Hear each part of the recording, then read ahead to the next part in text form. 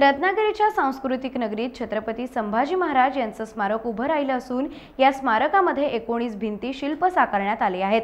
छत्रपती संभाजी राजे यांच्या जीवनावर प्रकाश टाकणारी ही शिल्पे आहेत। रत्नागिरी जिल्ह्याचे पालकमंत्री तथा उद्योग मंत्री नामदार उदय सामंत यांच्या हस्ते स्मारकाचं लोकार्पण करण्यात आलं। शालेय विद्यार्थ्यांसाठी हे स्मारक विशेष ठरणार आहे, जेणेकरून पुढच्या पिढीपर्यंत छत्रपती संभाजी राजे यांचा इतिहास पोहोचेल असा विश्वास व्यक्त करण्यात येतोय।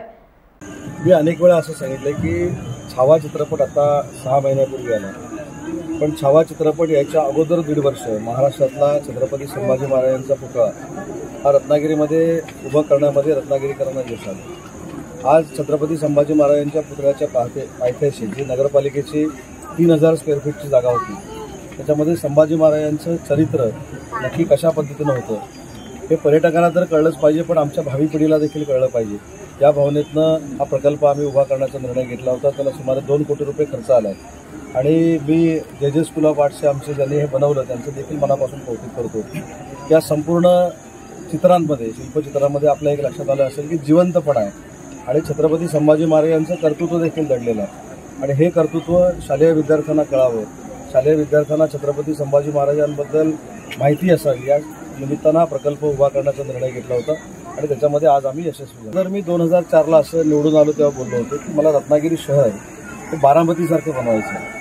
आता बारामती मी त्यावेळी बघितलेलं नव्हतं, पण आपल्या सगळ्यांच्या आशीर्वादानं 1 महिन्यापूर्वी बारामतीचे आमदार आणि राज्याचे उपमुख्यमंत्री या सगळ्या परिसराला भेट द्यायला इथं आले होते आणि जे काही रत्नागिरीमध्ये आपण बनवलेलं आहे ते बीडमध्ये असेल, छत्रपती संभाजीनगरला असेल किंवा पुण्यामध्ये असेल करण्याचा निर्णय त्यांनी घेतला आहे। याचा अर्थ आपली पर्यटनाची वाटचाल ही योग्य दिशेने चालू आहे। 2 वर्षामध्ये नवीन पर्यटकांना अनेक दालनं निर्माण झाली, भविष्यामध्ये काही आता पर्यटकांना आणखीन काय देऊ इच्छित?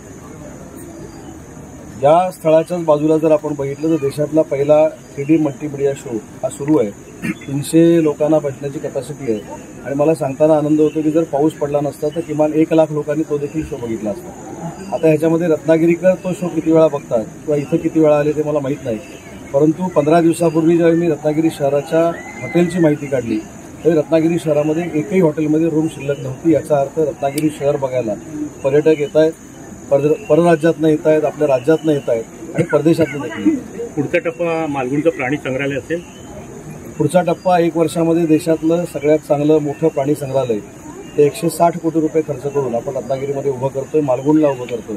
पण त्याच्या अगोदर अजून एक रत्नागिरीला भूषण वाटेल असा प्रकल्प आपण पांढऱ्या समुद्रावर उभा करतोय, आपण देखील तो बघितलेला आहे। 260 कोटीचा बंधारा हा तयार झाला आहे आणि त्याच्यावर ज्यावेळी सुशोभीकरण होईल त्यावेळी कोणालाही मुंबईमध्ये जायची देखील आवश्यकता नाही आणि परदेशामध्ये देखील जाण्याची आवश्यकता नाही।